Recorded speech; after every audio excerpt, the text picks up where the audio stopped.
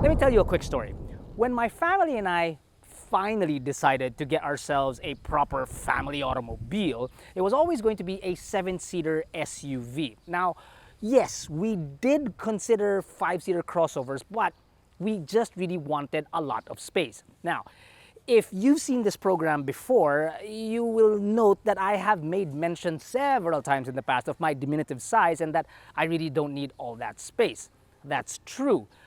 But see, when we got the car, I always wanted to feel the responsibility of taking my entire family with me at all times and driving them safely from point A to point B and then back home again. I thrive on that responsibility. Also, you might think that, yeah, I also don't need all that space because my family isn't all that big. I mean, you've got Lisa and then Alessandra. Well, except maybe for Antonio, with hair. I really don't know where he gets his genes from. I wish I got some of them. Wait, where was I? SUV. So our choices at that time were either going to be the Montero, which we eventually got, then you've got the Terra, you've got the Fortuner, you've got the MUX, and then you've got the Everest, the big five really. And then what I came to the conclusion of was that although I wanted an SUV, what we really wanted was a 7-seater crossover because we wanted the comfort of it. Unfortunately, it just was outside our budget. Not because it wasn't of great value, but because it just wasn't in our budget. That was then. This is now. Ladies and gentlemen, feast your eyes on the 2023 GAC GS8. Stick with us on this episode of Behind the Wheel and I'll tell you, I'll show you why this car makes a great case for itself as a very good alternative.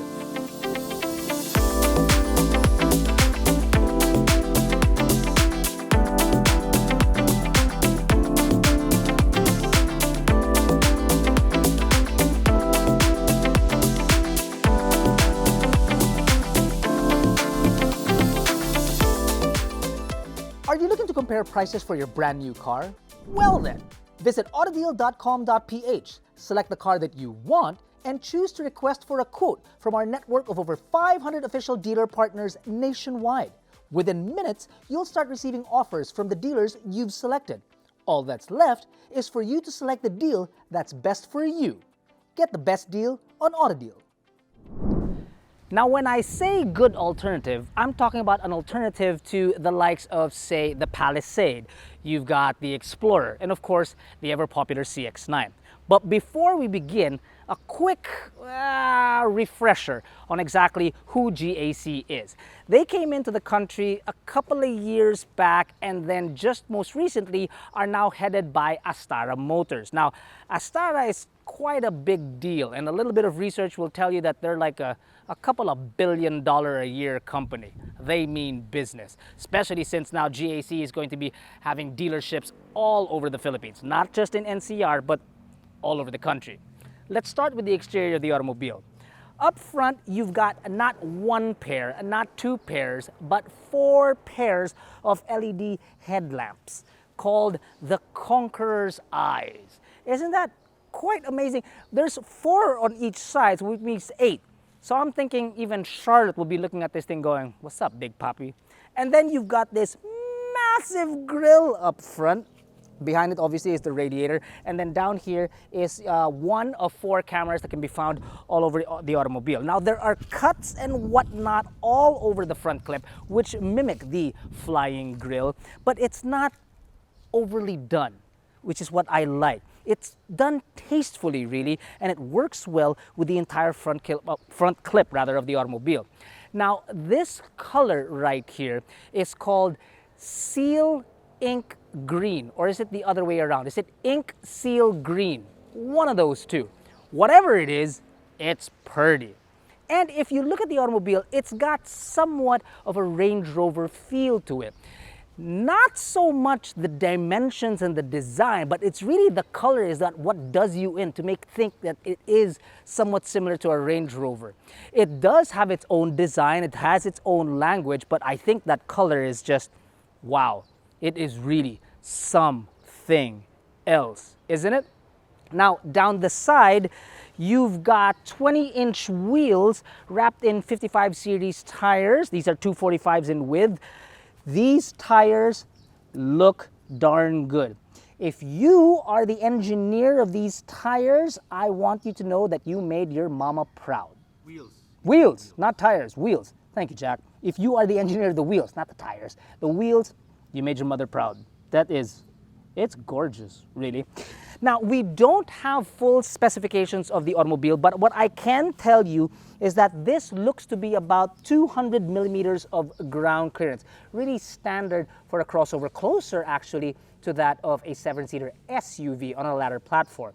Again, may I remind you that this is a crossover. Now, on the side, you'll notice, look at it, it's just gorgeous. This entire area, the window panes are all blacked out. So is the C-pillar, so that it makes it look like it's one sheet. That's gorgeous, right? With the green continuing up on top to match the color, obviously, on the bottom. You've got chrome underneath the windowsills and then more chrome here. Apart from the belt line that's found that starts from the top of the car, or from the front of the car, all the way to the end, there aren't many more cuts found on the automobile except for the indentation down here, which just adds to its muscular look because this midsection right here sort of like comes out as if to flex. That I love. Oh, and not to mention there are disc brakes all around, by the way. At the rear, it's got a massive rear windshield that I absolutely love. It's reminiscent really of an LC, although the dimensions of this automobile are definitely not that of an LC. It's actually closer to that of those cars that I mentioned earlier, the crossovers, where the wheelbase is actually closer to that of the CX-9, just 10 millimeters shorter. Now again, to continue with the rear, you've got these beautiful lights. When these lights illuminate, they are absolutely gorgeous. The name, however, is a bit on the odd because it's called Diamond Ruby Lights. So which one is it? Regardless of what it is, or ruby diamond lights, they're gorgeous. They look absolutely great when they illuminate. And one of the biggest brake lights I've ever seen on a Chinese automobile. You kind of get used to it when it's on a European car, but nothing this big. And then you've got twin exhausts found down here, and these obviously are just garnishes. Now, when you open her up, again, as I mentioned, we don't have the exact dimensions of the automobile, especially when it comes to the ground clearance. The same goes with the rear capacity with the third row folded. Now, these are two standard balikbayan boxes, which is about 20 by 20 by 20. And because Jack is brilliant, he was able to figure out that each one contains a little more than 131 liters of space. So put the two together, no problem. Would you fit a third? No, but you can definitely fit a suitcase, a very large suitcase here. Now that's just with the third row down. When you fold the second row, my goodness, the space is incredible. Before we get into the third row, which I'm dying to show you, by the way, I'm just gonna get rid of these boxes very, very quickly. It actually has a quick, don't hit yourself, Jack.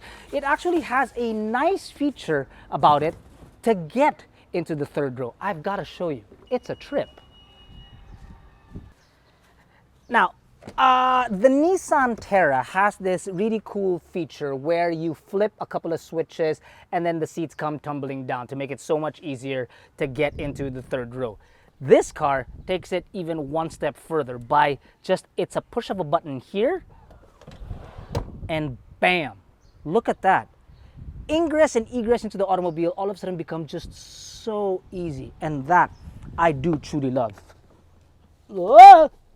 Much like other third rows inside 7-seater SUVs, not crossovers, right? Use 7-seater SUVs, the jump seats in the back are just good for short trips, jaunts inside the city kind of a thing. No way mountain roads because, well, look at the amount of space between my thigh and the seat itself, and I'm not a tall person. So yeah, the seats are there. They're not an afterthought, but again, better really for smaller individuals like myself. Cup holders on either side. You've got map lights in here, and the nice thing is you've also got air vents, one for each side of the passenger. That's pretty nifty. I like that. Let's move on to the second row. Oh, press a button. You gotta, how can you not like that? Now, most crossovers do not have step boards, but this one obviously still doesn't, but it's got a nice sill at the end where you can put your entire foot on to be able to get inside either the second row or the third row. Like even Jack's foot fits in there, and he's like a size 75. Okay, space back here. No, let's go with the seats first. Seats. They are extremely comfortable. Bolstering is very good, not over bolstered, but definitely will keep you in play and yet not feel sporty, because the whole point of it is to feel elegant. And yes, I definitely do. I do like the leather material. It's nice. It's perforated in the middle. Then you've got this contrast stitching that adds a little bit of light into the car, which is, it's obviously very dark. Space-wise, this particular seat is now put in a position where anybody up front, including Jack, will be very comfortable. Now, you may not think that this is a lot of space. It already is. But check this out. These things are on rails, so I can obviously increase the amount of space that I have between the front passenger, barring obviously if there's anybody behind you. The headroom is excellent. Look at it. Even though that there is a panoramic sunroof, which I'll show you a little bit later. You've got air controls found here in the center. Okay, 2 USB charging ports, both Type C. Now the air is controlled, but the air comes out from Type up C. On top. Type C. No, sorry, is that's Type A. Yeah. Sorry, not Type C. Type A. Whoops. Thanks, Jack. Air obviously comes out through the sides, and what I like really about this car is that the amount of real estate that you have inside the automobile. Look at this. There is no center tunnel, so a third passenger, no issues whatsoever. I mean, just really look at the size. I feel like a Fruit Loop, a single Fruit Loop inside the middle of a cereal bowl. I know Jack's probably thinking, no, you look more like Lucky Charms because you're the... Thanks a lot, Jack. Yeah, man.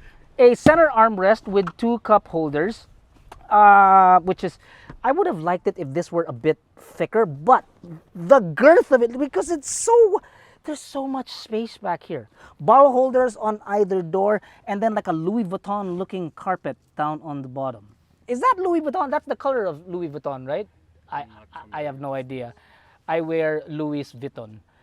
Yeah, it's very comfortable back here.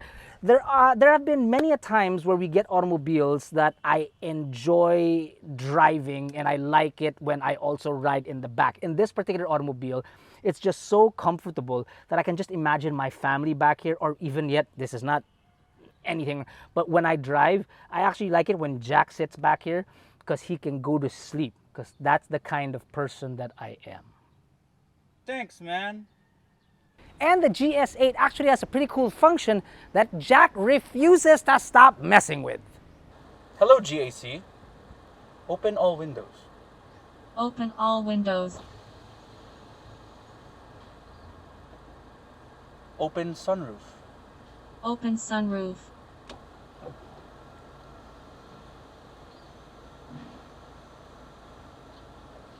Give me a raise.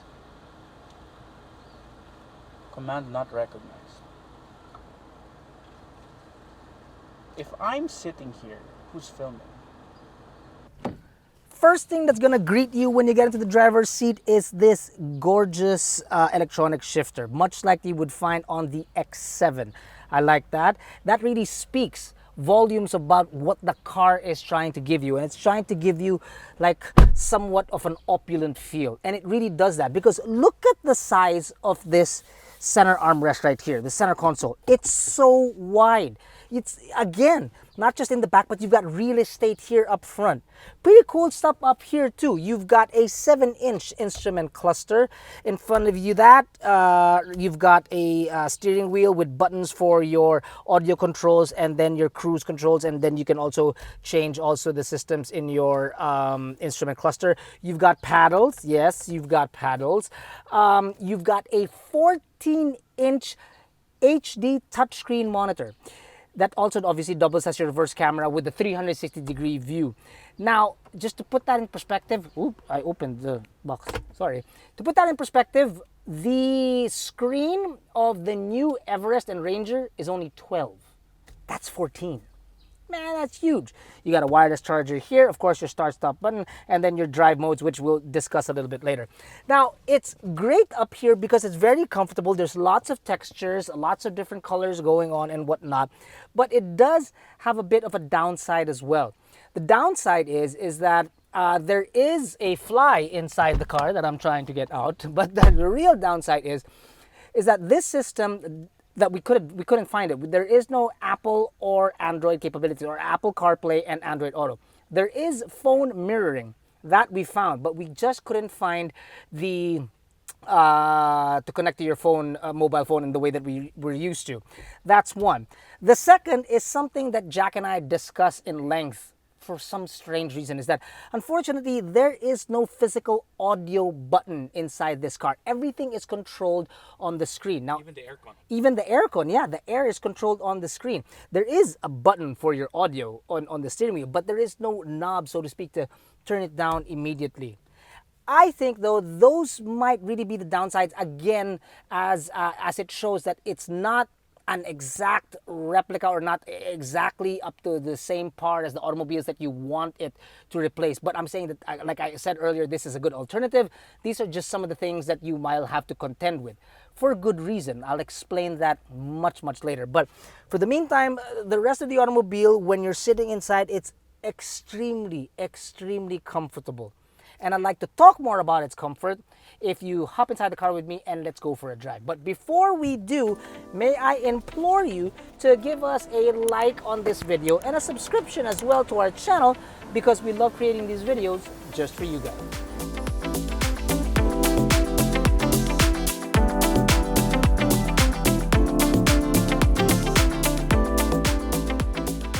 The comfort level that you have when you drive the GS8 is really, truth be told, it's actually very superb. The NVH is very minimum. Road noise outside kept down. Every once in a while, motorcycles without proper mufflers, yeah, that will creep in. But really, it's quite a pleasant drive. The suspension is good. It handles imperfection on the road very well. The sound system is, well, I'll say that it's powerful.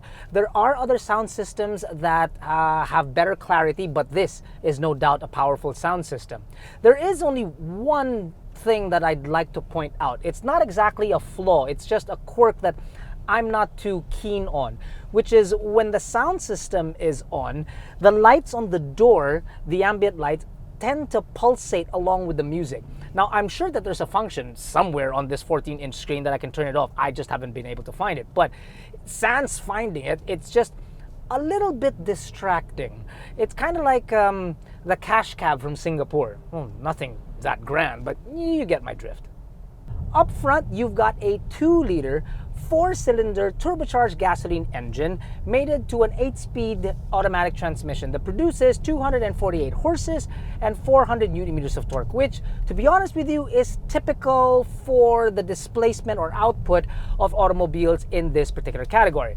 Now, what that translates to is, well, inside the city, and mind you, traffic was somewhat forgiving, I was able to produce roughly about 10 kilometers per liter. On the highway, I was able to push it up to about 13.8 kilometers per liter. And also, if you're wondering, the fuel tank capacity is 65 liters. The amount of tech in here, the advanced driver assist system, is very plentiful actually. For a complete list, head on over to AutoDeal.com.ph and you'll see for yourself in black and white. There is one thing that I think that they decided to do tailor-made for me, really. When we drive other automobiles with this much tech, the steering assist or lane keep assist, whatever it is that you call it, when the steering wheel sort of like adjusts itself to stay in the lane, is perpetually on and you must turn it off. And to be honest with you, when you drive in Metro Manila, sometimes that can be, well, a bit bothersome because our lanes appear and disappear frequently. In this particular case, it only actually activates when you turn on the cruise control. They work hand in hand with one another. So that I actually appreciate. It's one of those things that you kind of say, I wish they took this out and put this instead, or I wish that they mashed these two together. And they did on that particular instance. And for that, I gotta say thank you, GAC, because that works like a charm. So I'm gonna put it back into sport. That's comfort, that's sport. Let's see what the punch is like on a flat road. I wanna bring it down to like 20 and then punch it. Let's see how long it takes to spool. Here we go, 3, 2, 1. It's a long spool. Oh, but there's a kick. Oh, and the kick won't stop. Hey, wow. Okay. Now, even on sport mode, which is obviously the throttle response is very, very different, it takes a while for it to spool and finally get going. But when it does, the power is there. Speaking of throttle response, another cool feature inside this car is that on sport mode and then in comfort mode and also in eco mode, the throttle response changes, obviously, and it shows you that it actually changes. The cool thing is that you yourself can manually change the throttle response of the car. So it's very cool to me, because the last time I had anything close to changing the throttle response of a car was back in like 1997, when the Expeditions, you remember those big ones where Jack wasn't even born yet, but the Expeditions where you could move the pedals forward or rather back and forward to you, that was as close as a throttle response as I could get. And some of my friends actually kind of pushed it really far, and I ended up driving like this. I don't have very nice friends. Now, still on sport, this time we're going to find a hill, bit of an incline. We're going to bring the car to a complete stop. Nobody behind us. We're pretty safe. Complete stop in 3, 2, 1. Floor it. Whoa. Okay, so it does take a while to find that ratio, that gear to get you going. But when it does, yeah, it's a quick jump. Oh, and then there's paddles. So bring that down 1. Jack, are you hanging on? Yep. Oh, nice. So you can play with this automobile. It's not just all about the comfort. You can play. And I love that. I love that about the automobile. You've got all the seats and the comfort, but then when you want to push it, you can, and it doesn't complain much. Interesting. Should we slow down, Jack? Please. Okay. I'll also point out that I've driven a lot of 7-seater crossovers, and I gotta say, this has probably the smallest A-pillar of them all. And what that does for me is that there's just so much light that comes in, and in the opposite direction, that I can see so much outside. It's really a very clean drive, a very clear drive is what it was what I was really trying to get at. And speaking of light, check this out. I promised that I'd show you. This is the panoramic sunroof. Look at that. It's gorgeous. The amount of light that comes in. It's just, it feels like it's a very rich drive. It really does. And you're so comfortable. I like it. I have been lucky enough to drive Japanese, Korean, and American 7-seater crossovers. And German. And German, that's right, and German. And when I do, my family and I have the same sentiments, which is we always feel bad when it's time to return that car. In this Chinese GAC, I don't think it's going to be none different. I'm going to feel really bad about having to give up this car, because it's just so pleasant to drive. That's not to say that it doesn't have a kick, because it does have drive modes in the form of eco and sport and normal. In fact, I don't know if you're going to pick this up, but I'm going to switch from eco right now to either sport or normal. There's going to be somewhat of a growl. What? That's like Michael Jackson-ish. Wow. Do it again, do it again. I'll do it again, do it again.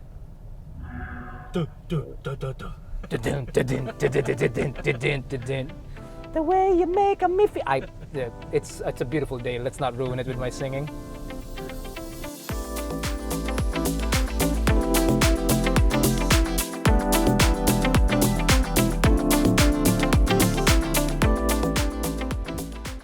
We are pleasantly surprised with the 2023 GAC GS8. Now, it's got spades of space, it's got spades of comfort, and it's got a very, very unique exterior. But if you were to truly nitpick at the automobile, yes, you'll find that, well, the market leaders executed just a little bit better. That's not to say that we're not still impressed with the automobile. The kicker about it is that the price, the introductory price, is just 2,298,000 Philippine pesos. That is 700,000 Philippine pesos more affordable than the market leaders that we mentioned earlier in the program.